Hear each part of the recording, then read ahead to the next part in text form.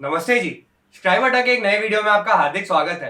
दोस्तों, जैसे कि आपको पता है 2020 और 21 का वित्तीय वर्ष जो है इंडिया के लिए बहुत ही ज्यादा खराब है। ये वित्तीय वर्ष की पहली तिमाही में हमारी इकोनॉमी -23.9% गिरी थी और नवंबर 27 को रिलीज किए गए आंकड़ों के अनुसार हमारी जीडीपी ने फिर से 7.5% कॉन्ट्रैक्शन रजिस्टर किया है जुलाई और सितंबर यानी कि दूसरी तिमाही के अंदर। और इसी के साथ हमारी इकोनॉमी जो है अभी एक ऑफिशियल रिसेशन में एंटर हो चुकी है। आज के वीडियो में हम देखेंगे कि जुलाई और सितंबर के बीच में कौन से ऐसे सेक्टर्स थे जिसने इंडिया की इकोनॉमी में वैल्यू एडिशन किया है और कौन से ऐसे लगाट्स थे जिसने इंडिया की इकोनॉमी को पुल डाउन किया है। इसके अलावा हम एक्सपर्ट्स और रेटिंग एजेंसीज के ओपिनियंस भी देखेंगे इंडियन इकोनॉमी के बारे में। सबसे पहले दोस्तों आप ये टेबल देखिए ग्रॉस वैल्यू एडेड का। इसमें manufacturing, agriculture, electrical and other utilities को छोड़ के बाकी सब सेक्टर्स ने जो है कंट्रैक्शन रजिस्टर किया है। मीनिंग ये तीन सेक्टर्स को छोड़ के इंडिया के सारे सेक्टर्स जो है डी ग्रो किए हैं जुलाई और सितंबर के बीच में। एग्रीकल्चर सेक्टर एक लौता ऐसा सेक्टर है दोस्तों जिसने पिछले तिमाही में भी एक पॉजिटिव ग्रोथ रजिस्टर की थी। बट मैन्युफैक्चरिंग ये सेक्टर 0.6% जो राइज किया है, इसकी वजह से इकोनॉमिक्स जो है काफी ज्यादा ऑप्टिमिस्ट हो चुके हैं और इसके बारे में हम ये वीडियो में आगे भी बात करेंगे। देश के अन्य इंपॉर्टेंट सेक्टर जैसे कि कंस्ट्रक्शन, जहां पर बहुत सारा जॉब जनरेट होता है, वो जुलाई और सितंबर के बीच में 8% डी ग्रो हुआ है। माइनिंग डाउन है 9.1% और हॉस्पिटैलिटी सेक्टर जिसने पिछले साल जुलाई और सितंबर के बीच में 6.11 लाख करोड़ रुपए का बिजनेस एडिशन किया था इंडिया की इकोनॉमी में, ये साल सिर्फ 5.16 लाख करोड़ रुपीस कर पाया है। इसके अलावा रियल एस्टेट और पब्लिक एडमिनिस्ट्रेशन, डिफेंस जैसे क्षेत्रों में 8% से 12 तक का कॉन्ट्रैक्शन रजिस्टर किया है। अब इसका मुख्य कारण क्या है दोस्तों?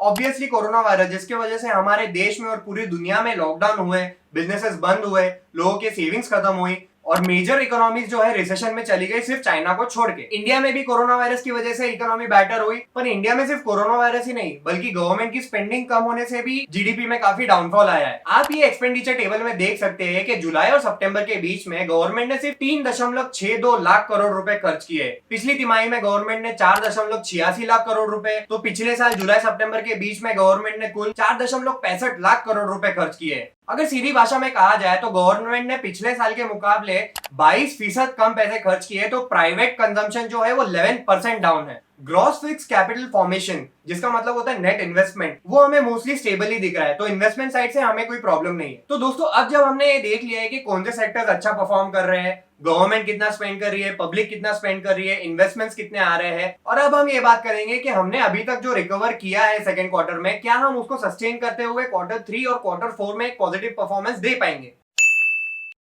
दोस्तों आज की तारीख में आपको दो तरह के इकोनॉमिस्ट मिलेंगे इंडिया में। पहला एक धड़ा इकोनॉमिस्ट का जो ऑप्टिमिस्ट है, जो सोचते हैं मैन्युफैक्चरिंग वगैरह के नंबर्स अच्छे आने के कारण इंडिया जो है एक वी शेप रिकवरी देखेगा।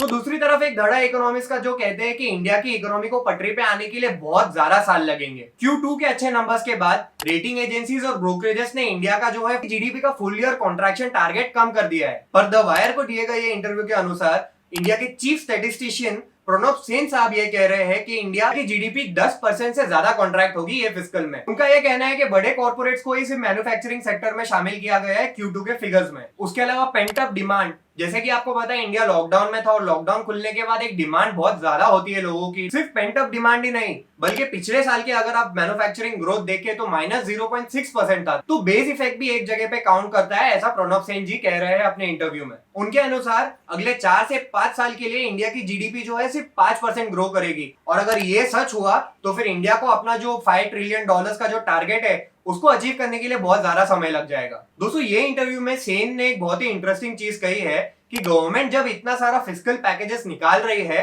तो आखिर में उसके एक्सपेंडिचर में क्यों नहीं रिफ्लेक्ट कर रहा है। इनडायरेक्टली गवर्नमेंट का फिस्कल पैकेज क्या सिर्फ लोन पे ही फ्यूल्ड है? दूसरे धड़े के इकोनॉमिस्ट जैसे कि सौम्यकांति घोष साहब ये कह रहे हैं कि Q2 के जो फिगर्स थे वो बहुत ही ज्यादा सरप्राइजिंग पॉजिटिव थे और आगे जाकर ये ट्रेंड सस्टेन रहा तो Q3 और Q4 में एक बहुत ही पॉजिटिव रेस्पॉन्स मिलेगा। एक ही कंडीशन है कि वायरस जो है फिर से रिसर्जेंस नहीं करना चाहिए। इसके अलावा मूडीज ने भी पॉजिटिव कमेंट्री की है हमारे Q2 के फिगर्स के बाद। 2021 में कॉर्पोरेट जो है वो बहुत शाइन करेंगे, पर जो लोअर रेटेड कॉर्पोरेट्स है उनको फिर से वही प्रॉब्लम्स के सामना करना पड़ेगा जो कोरोना वायरस के पहले करना पड़ता था, यानी कि उनको पैसे नहीं मिलेंगे, क्रेडिट नहीं मिलेगा बैंक से। और दोस्तों जैसे कि मैंने अपने पहले वाले वीडियो में भी कहा था, इंडिया की जीडीपी में इनफॉर्मल सेक्टर जो कि एक बहुत बड़ा पार्ट है इंडिया का, उसको तो बिल्कुल भी ये लोग नंबर्स में इंक्लूड नहीं करते। सोचिए जब लॉकडाउन हुआ था हजारों लाखों की संख्या में लोग गांव में गए थे, क्या वो लोग गांव से रिटर्न आ चुके हैं? क्या उनकी नौकरियां वापस लग गई है?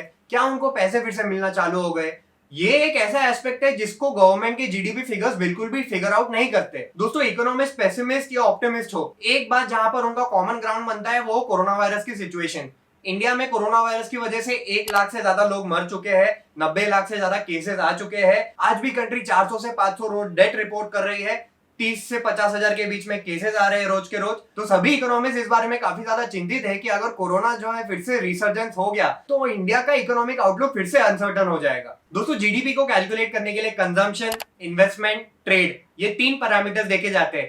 ट्रेड और इन्वेस्टमेंट पे हम लोग फिर भी पुअरली परफॉर्म नहीं कर रहे, पुअरली परफॉर्म कर रहे हैं तो कंजम्पशन पे। कंजम्पशन कैसे होगा दोस्तों रिवाइव? डीबीटी। दोस्तों अभिजीत मुखर्जी साहब जिन्होंने हाल ही में नोबेल प्राइज फॉर इकोनॉमिक्स जीता हुआ है, उन्होंने बहुत ही अच्छी इंटरेस्टिंग चीज कही थी कि टाइम आ गया है गवर्नमेंट सीधा गरीबों के हाथ में, गरीबों के बैंक अकाउंट में सीधे पैसे डाले। जब तक गवर्नमेंट फिस्कल डेफिसिट को साइड पे रख के ग्रोथ पे फोकस नहीं करती और अपना पैसा कंजम्पशन में नहीं डालती है लोगों के, हमारी इंडियन इकोनॉमी जो है एक डाउनवर्ड स्पाइरल में जाती रहेगी। इसके अलावा joblessness, red tape, income inequality, ऐसे प्रोस्पेक्ट्स पे भी गवर्नमेंट को लॉन्ग टर्म में काम करना चाहिए जिससे इंडिया में जो है ओवरऑल इकोनॉमिक प्रोग्रेस हो। तो दोस्तों ये वीडियो यही खत्म करते हैं। होप करता हूं ज्यादा टेक्निकल नहीं हो गया है, टेक्निकल रिसेशन के ऊपर वाला वीडियो। अगर आपको हमारा काम पसंद है तो दोस्तों लाइक, शेयर और सब्सक्राइब जरूर करिएगा हमारे चैनल को। और इसके अलावा दोस्तों आप मुझे इंस्टाग्राम पर भी फॉलो कर सकते हो, वहां पर मैं टॉप डेली न्यूज डालता हूँ 2 मिनट के अंदर इंडिया की, तो आप चाहे तो मुझे वहां पर फॉलो कर सकते हैं। तो मिलते हैं आपको ऐसी किसी वीडियो में, तब तक के लिए धन्यवाद। Stay safe and take care.